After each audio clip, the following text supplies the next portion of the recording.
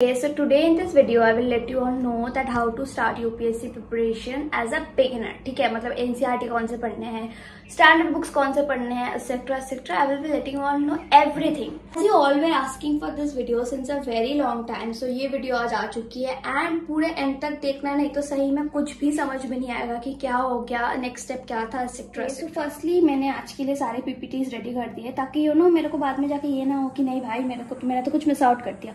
So पहले we'll go to that PPTs.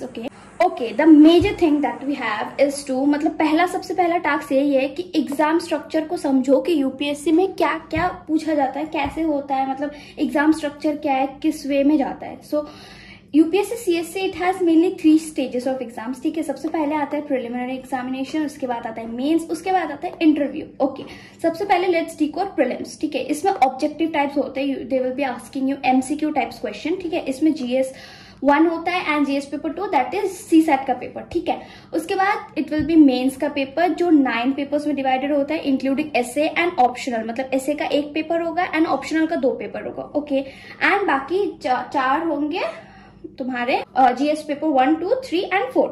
उसके बाद आते हैं हमारे इंटरव्यू, जिसको हम लोग यूपीएससी में मेनली इसको पर्सनालिटी टेस्ट ही बोला जाता है. यहाँ पर तुम्हारा पर्सनल मतलब नॉलेज टेस्ट नहीं करेंगे, क्योंकि जो नॉलेज टेस्ट करना था वो तो इन दोनों एग्जाम में कर लिया, प्रीलिम्स एंड मेंस में. ठीक है, यहाँ पर मेनली तुम्हारा पर्सनालिटी कैसा है, तुम एक ऑफिसर बनने के लायक हो या नहीं, वो सब टेस्ट किया जाएगा. Okay, so just make sure कि once you start the preparation, before starting the preparation. ठीक है, यूपीएससी हर साल फरवरी के टाइम पे सिलेबस, ठीक है, एलिजिबिलिटी, एग्जाम पैटर्न वगैरह ये सब पब्लिश करता है. ठीक है, मेक श्योर कि सबसे पहले तुम उसके सिलेबस को एनालाइज करो. ठीक है, because without analysing the syllabus तुमको अगर पता ही नहीं है कि तुमको पढ़ना क्या है, कितना पढ़ना है, तो क्या मतलब पढ़ने का. इट्स नॉट लाइक कि तुम बस बुक पढ़े जा रहे हो, तुमको सिलेबस का कोई नॉलेज नहीं है, ऐसा तो पॉसिबल है नहीं. तो firstly you have to go through the syllabus. ठीक है, that is the most important task ever. मतलब without analysing the syllabus you can't move forward. उसके बाद आते हैं PYQ.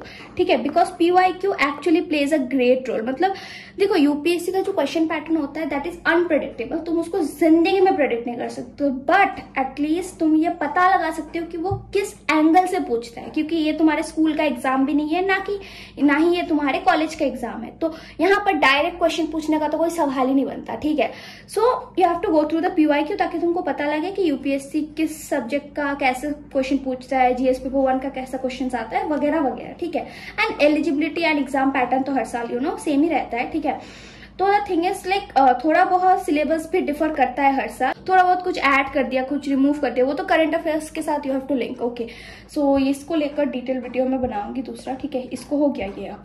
Okay, then comes step 2. ठीक है, स्टेप 2 में विल नो कि मतलब स्टार्ट कहाँ से करना है. ठीक है, हमने सिलेबस एनालाइज कर लिया, हमने पीवाईक्यू देख लिया, हमने सब कुछ देख लिया, एग्जाम पैटर्न क्या होता है सब कुछ देख लिया. अभी स्टार्ट भी तो करना है. स्टार्ट करना होगा तुमको 6 से लेकर 12 तक के एनसीईआरटी से.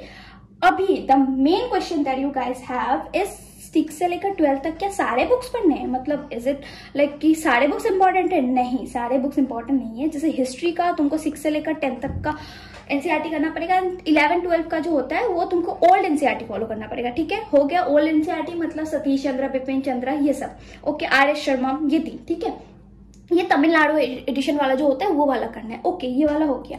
जैसे जियोग्राफी के लिए 6 से लेकर 12 तक करना ही होगा. पॉलिटिका भी सेम 6 से 12, लेकिन तुम चाहो तो पॉलिटिका 9 से 12 भी कर सकते हो, क्योंकि 6 से लेकर 8 तक में जो पॉलिटी में होता है ना वो बहुत ही ज्यादा बेसिक्स होता है. एंड इट्स लाइक कि ठीक है, मतलब नहीं करने से भी होगा, क्योंकि वो मतलब जनरल होता है, you all know about it. But अगर फिर भी लगता है कि नहीं पता हमको कुछ भी, हमको तो एकदम स्टार्टिंग से करना है, तो फिर तो पॉलिटिका भी 6 से लेकर 12 तक तुमको करना पड़ेगा. And comes economics. इकोनॉमिक्स मतलब 9 से लेकर 12 तक, क्योंकि इकोनॉमिक्स 6 से लेकर है नहीं. ठीक है, सो 9 से लेकर 12 तक ही करना पड़ेगा. उसके बाद कम्स साइंस. ठीक है, साइंस का मेनली लोग स्टूडेंट्स को क्वेश्चन होता है कि 6 से लेकर 12 तक सब करना है, तो फिर क्या पीसीएमबी मतलब 11-12 में साइंस ना ले लेते हम लोग. तो द थिंग है 6 से लेकर 10 तक के साइंस करो फॉर बेसिक्स. ठीक है, क्लास 12 का जो साइंस होता है बायोलॉजी का बुक, उसके कुछ चैप्टर्स इंपॉर्टेंट होते हैं. ठीक है, वो बहुत मतलब वो तुम सिलेबस देख के तुमको पता चल जाएगा, क्योंकि वो एनवायरमेंट के sector say that is important. Okay, तो उसके बाद आता है हम लोगों का एनवायरमेंट. ठीक है, एनवायरमेंट के लिए तुमको 11-12 के जीके वगैरह का बुक तुम रेफर कर सकते हो. That is way more important. ठीक है, मतलब वे मोर सफिशियंट. आई एम सेइंग यार. एनीवेज, भाई मैं मेंटर नहीं हूँ, ठीक है, I am trying my best कि मैं मेरे को जितना पता है मैं समझा पाऊँ, बट प्लीज डोंट जज कि मैं कैसे समझा रही हूँ, क्योंकि नहीं आता भाई मेरे को समझाना। ओके तो जियोग्राफी में भी एनवायरनमेंट का बहुत सारा हिस्सा कवर अप हो जाता है। वो तुमको सिलेबस देखोगे तो यू विल ऑटोमेटिकली गेट, क्योंकि देखो इट्स लाइक कि अगर तुम यूपीएससी का प्रिपरेशन स्टार्ट कर रहे हो तो इट्स नॉट लाइक कि तुम क्लास 6-7 के बच्चे हो जिसको कुछ भी नहीं आता, ठीक है।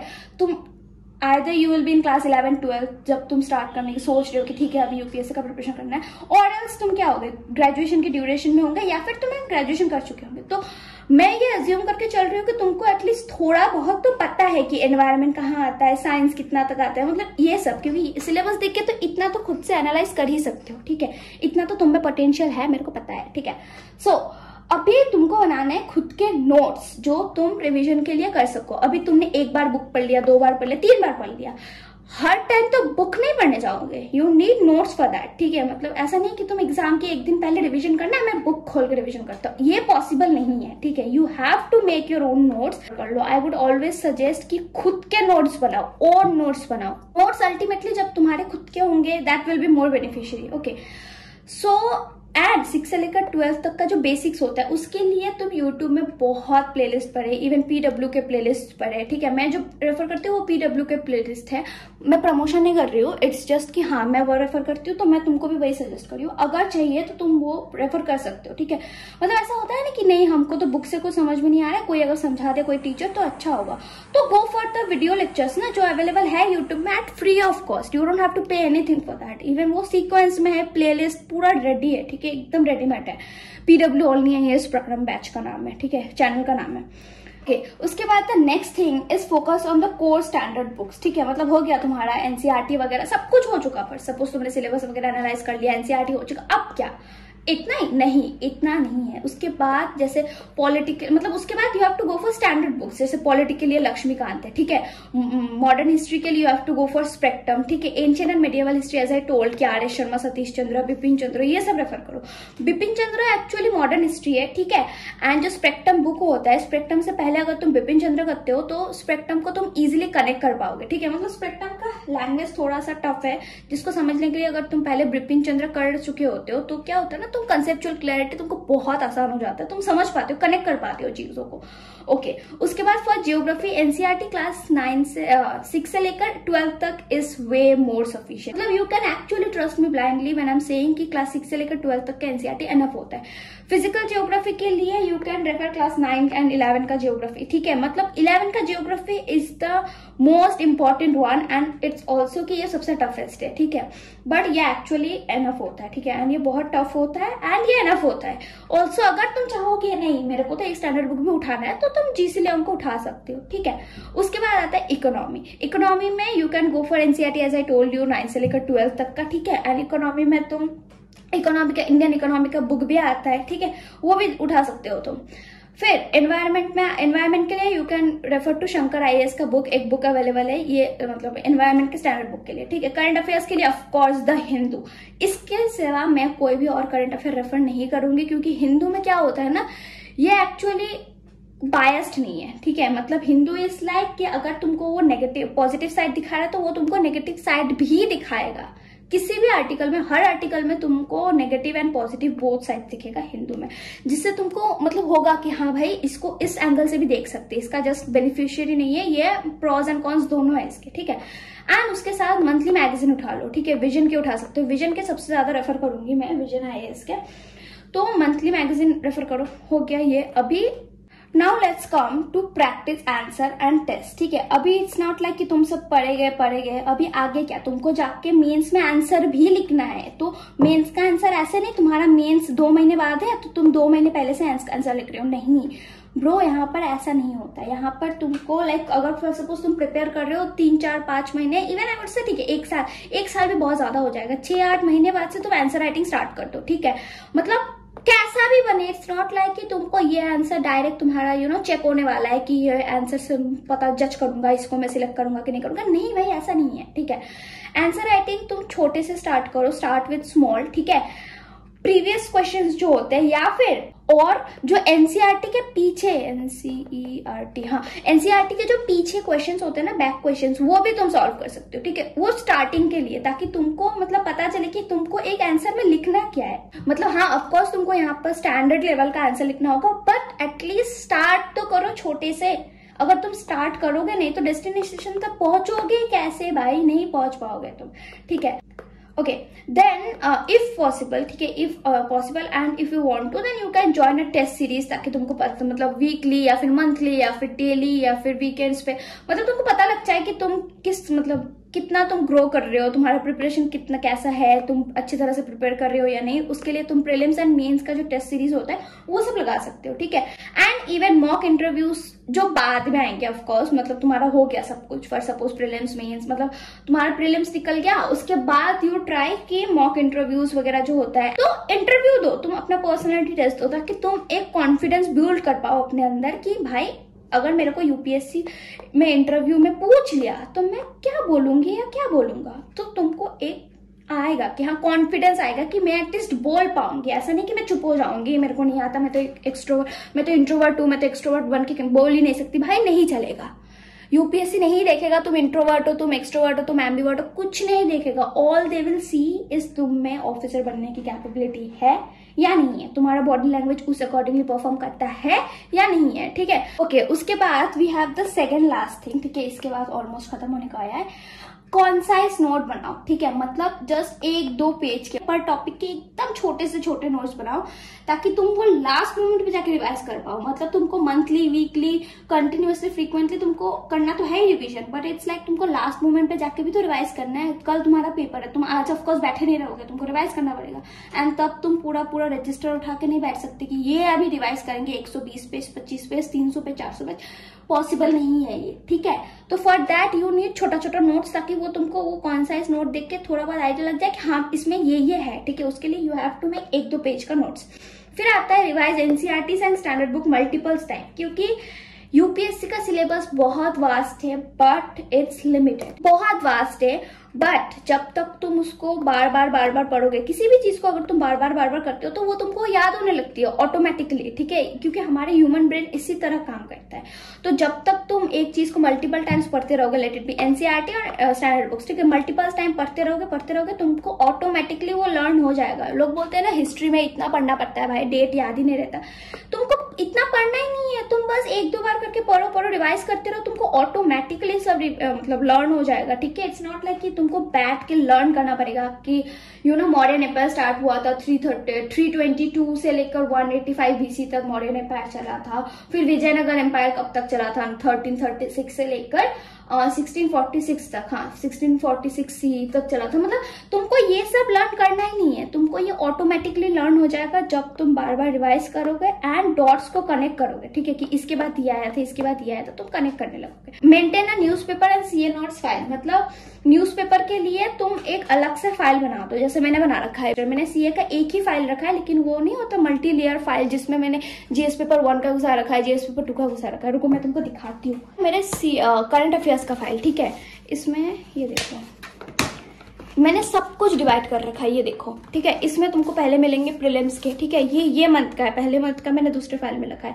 फिर ये जीएस पेपर 1 के मिलेंगे, फिर दूसरे सेक्टर में you will find GS paper 2, ऐसे करके मैंने सब कुछ, देखो ये सब पूरा डिवाइडेड है, ठीक है, ऐसे करके 3, 4 सब कुछ मैंने डिवाइड कर रखा है। इसमें क्या होता है ना कि जब तुम मतलब एग्जाम के पहले तुम रिवाइज करने बैठोगे, ठीक है, तब तुम नोट्स ढूंढने नहीं बैठोगे कि सीए का जीएस पेपर 1 का किधर है, रिसोर्सेज 2 का कहाँ है, तुमको एक जगह पर इकट्ठा मिलेगा, तुमको बस वहां से रिवाइज करना है, दैट्स इट। क्योंकि एग्जाम के पहले यू कांट बी लाइक कि भाई कहाँ है मेरा ये रिसोर्स, मैंने तो ये बनाया था लेकिन मिल नहीं रहा है।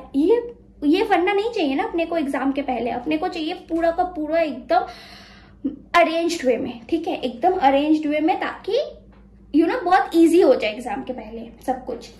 उसके बाद let's go to the last step, ठीक है, मतलब जो लास्ट स्टेप होता है उसमें क्या करना है, मतलब राइट माइंडसेट बनाओ, कंसिस्टेंट रहो। ऐसा नहीं कि एक दिन पढ़ लिया 6 घंटे, दूसरे दिन भाई मैं गायब, ऐसा नहीं होना चाहिए। You have to be consistent no matter what. तुम चाहे दिन के 2 घंटे पढ़ो, चाहे दिन के 4 घंटे पढ़ो, बट मेक श्योर कि तुम वो 4 घंटे रेगुलर पढ़ रहे हो।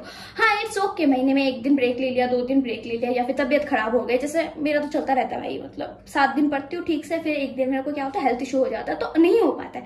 That is acceptable, but it's not like कि मैंने 1 दिन पूरा 12 घंटे पढ़ लिया, दूसरे दिन से मैं गायब। ऐसा नहीं होना चाहिए। तुम पूरे 1 वीक का खाना अगर 1 दिन में नहीं खा सकते हो, तो लाइक 1 हफ्ते का पढ़ाई भी तुम 1 दिन में नहीं कर सकते हो। डिसिप्लिन रहो। तुमको ऐसा नहीं है कि तुमने मतलब जैसे मैंने बताया कि कैसे भी कर रहे हो, डिसिप्लिन वे में पढ़ाई करो। किसी दिन सुबह कर रहे हो, किसी दिन शाम को कर रहे हो, ऐसे नहीं चलेगा।